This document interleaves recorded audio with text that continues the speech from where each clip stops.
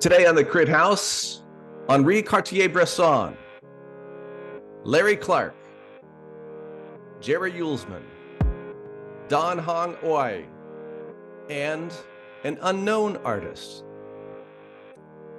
And our guest today on the Crit House is Ann Kelly. Welcome to the Crit House, everybody. Ann, welcome to the Crit House for you as well. Thanks for having me. So for those of you who are unaware, Ann is the gallery director at Photo Eye in Santa Fe, New Mexico. The Photo Eye Gallery is a premier contemporary gallery representing established and emerging photographers. They represent artists like Michael Kenna, Kate Brakey, Nick Brandt, Thomas Jackson, who has appeared on the Crit House, and Keith Carter as well.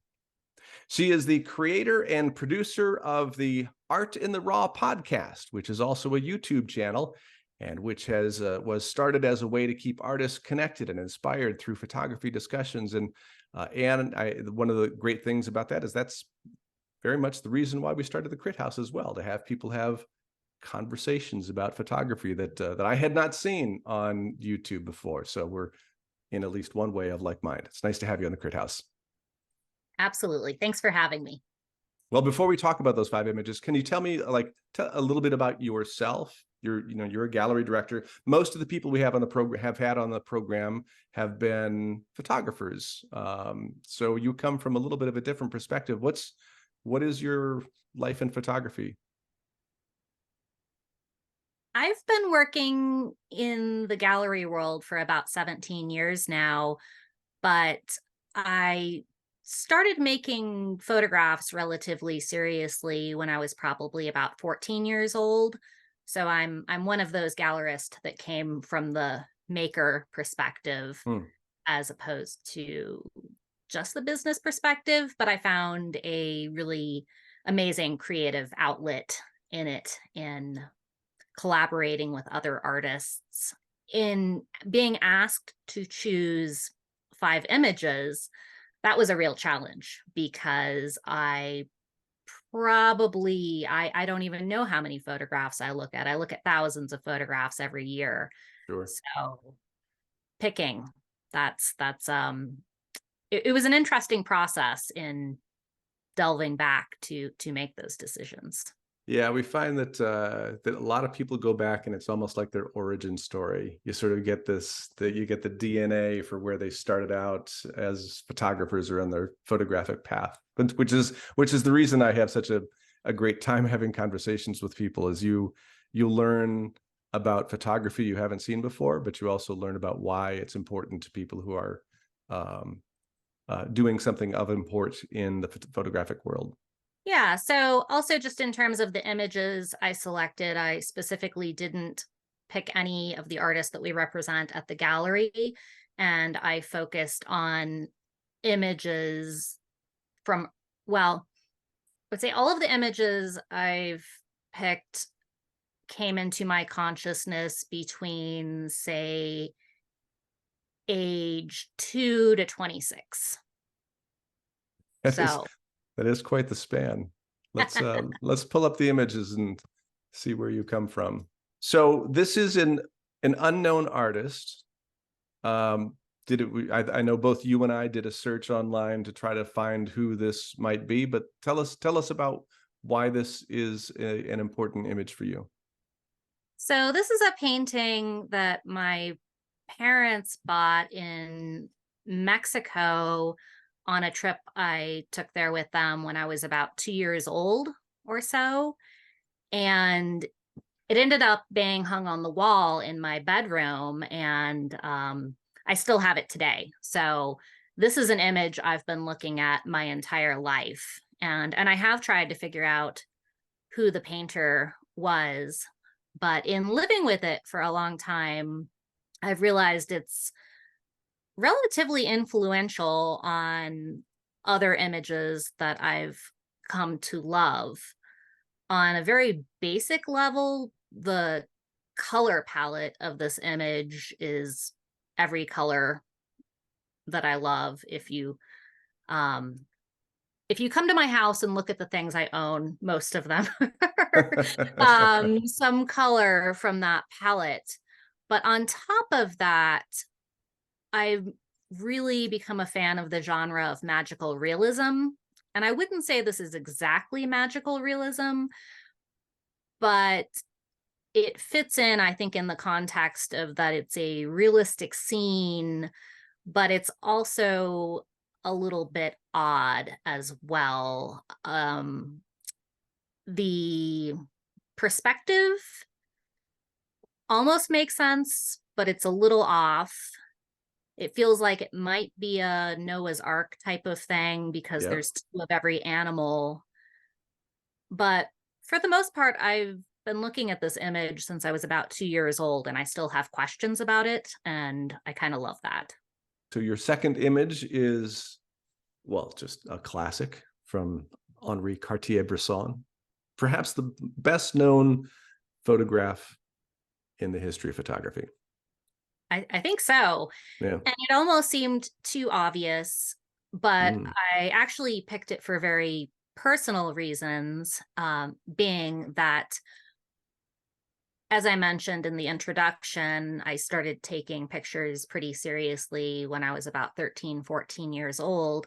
And that, well, I was blessed. I got invited to be part of this vocational commercial photography program in Wow. both my junior and senior year of high school.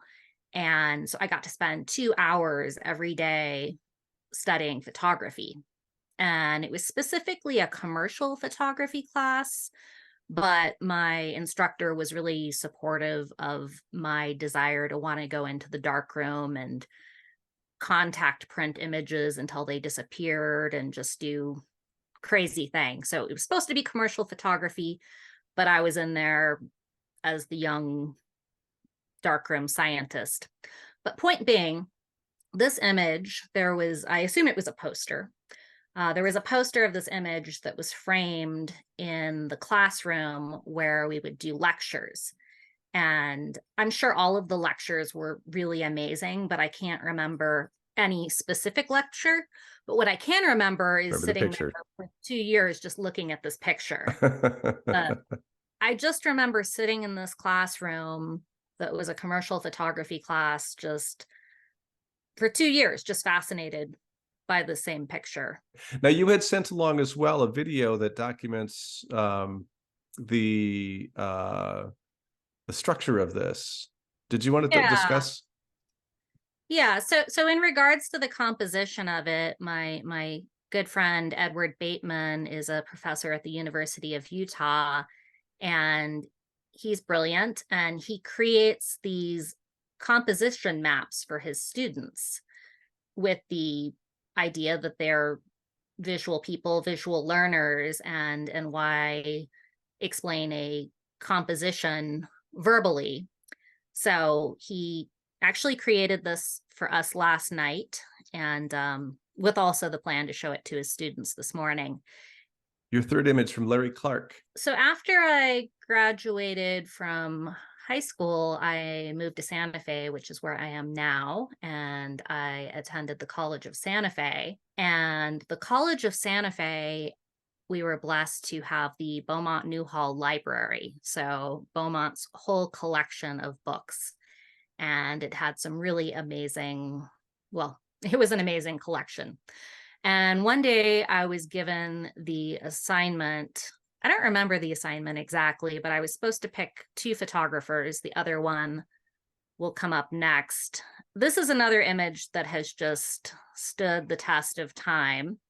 Another thing Larry Clark stands out for anybody who doesn't know his work, this is part of a larger body of work about a subculture of teenagers that he was part of in Tulsa, Oklahoma.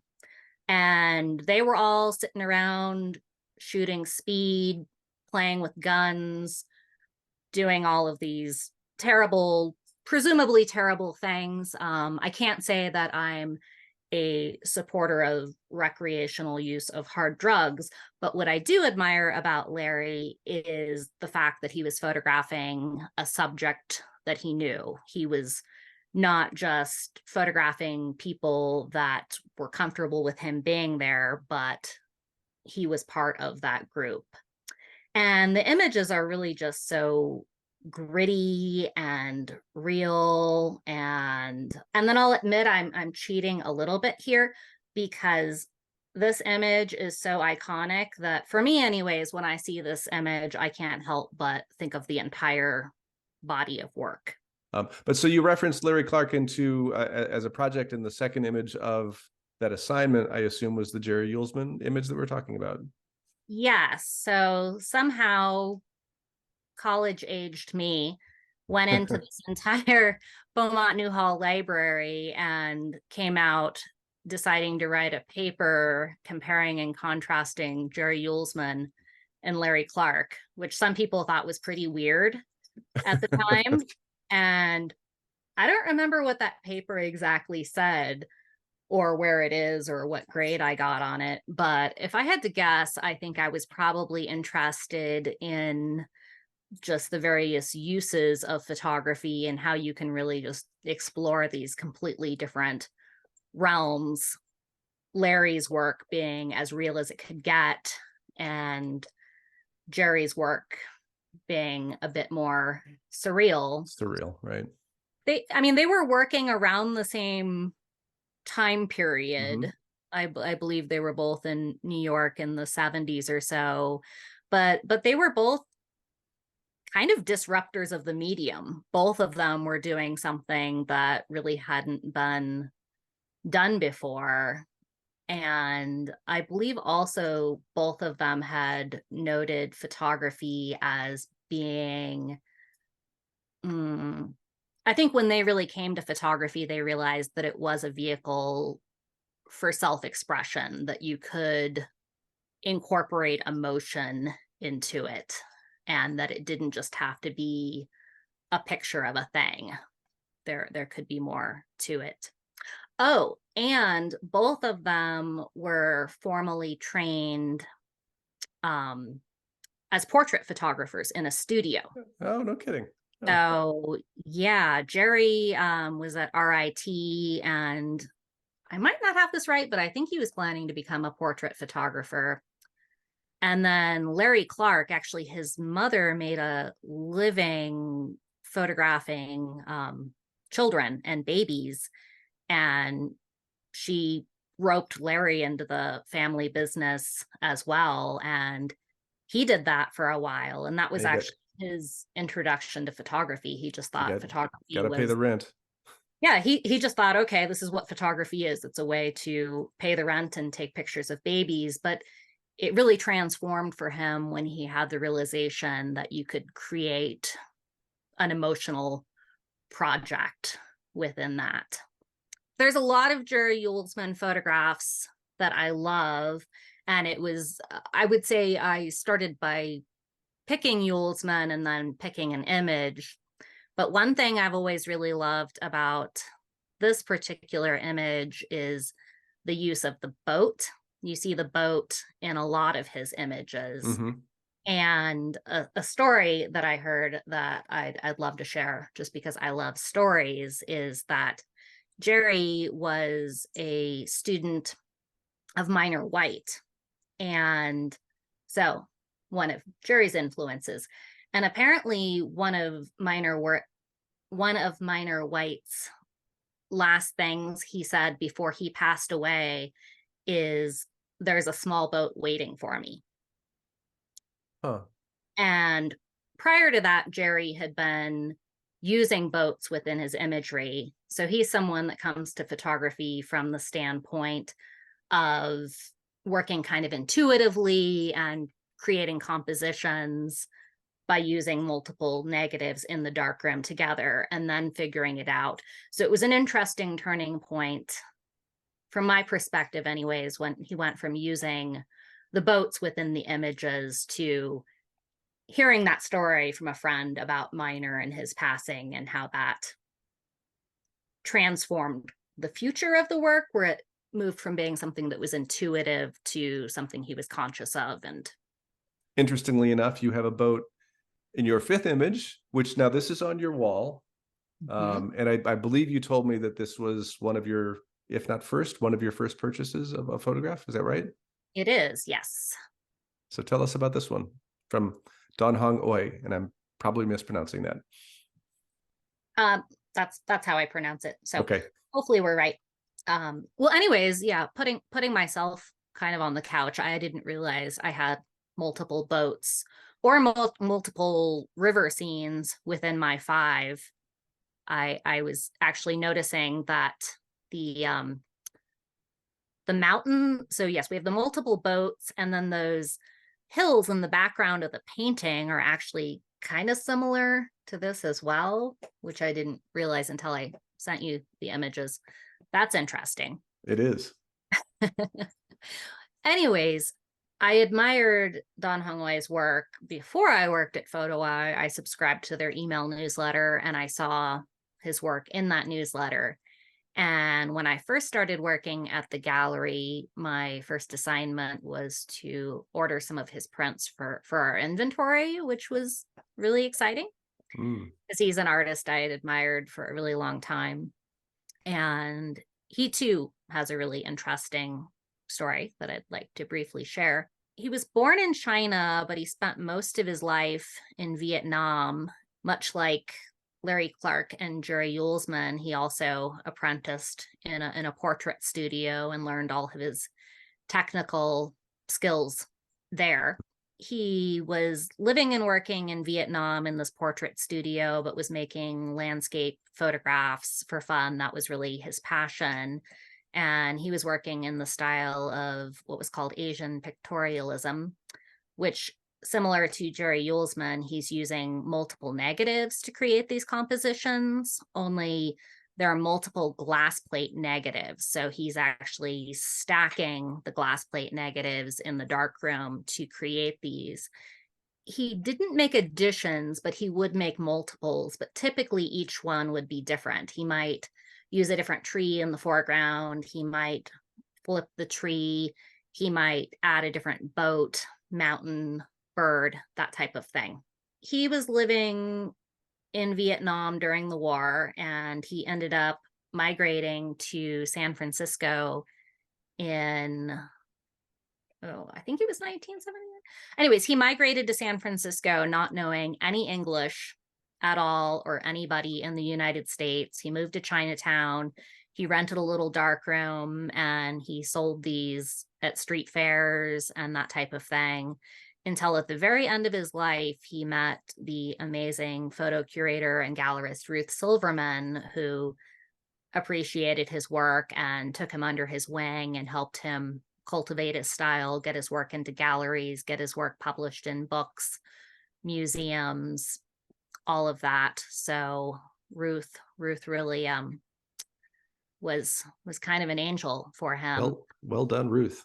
Yes, nice. yes. And so by the time I was working at the gallery, he had passed away and I was dealing directly with Ruth. But for many years, we carried his work at the gallery until one day we were not able to because no one printed his work for him, because they were these masterfully constructed stacked glass plate negatives. No one else, or they did try to find somebody else to print them. But this image ended up being the first photograph that I ever purchased. And one thing that's really unique about this piece is it's not actually in any of the books. So that was kind of the way that his work was documented. He would print the images and then he would do the calligraphy on the piece. And actually, sometimes he would even go in with his calligraphy brush and add little details to the tree branches as well, which is something you can only see if you're viewing the print up close and in person. But one of the things I love about working in the photography world is meeting the photographers and learning the stories. And I never quite got to meet him, but I felt like in being a dealer of his work and being able to handle all of these prints to some extent, I got to know him a little bit. And there was just something about this one that when I saw it, I knew it had to be, I knew I had to take it home. And much like the painting in my kitchen, it's in a predominant spot and I look at it every day, and it's just, I don't know. I love living with great art. I feel like it's rewarding and inspiring and luckily he did get some attention Yes. towards the end of his life, but I think more people should know about him. Ann Kelly, from the Photo Eye Gallery in Santa Fe, New Mexico. It was a pleasure meeting you. And let me just say for everybody out there, Santa Fe is obviously world-renowned as being a great place for photography to begin with. And the Photo Eye Gallery is a great representation of the city. And I've said it to you a couple of times, but I'll say it to everybody else there. I have never walked into a photographic gallery in the world and felt so at home and welcome to explore the art and to have a discussion with the art. And that was in part, I'm sure, because of the gallery, but very much because of you and your warmth and your generosity for people walking into the Photo Eye Gallery. So I honor you for that. And I thank you for coming here onto the Crit House as well. Well, and thank you for saying that. And thanks for coming to the gallery. It was great meeting you then and reconnecting with you now. Absolutely. For all of you who are interested in possibly joining us on the Crit House, if you are interested, you could take the hashtag MyFIVE and post your 5 images on Instagram and then tag us with the Crit House, and perhaps we'll have you on the program as well. Ann Kelly from the Photo Eye Gallery, it's been a pleasure talking to you, and thank you all for watching the Crit House.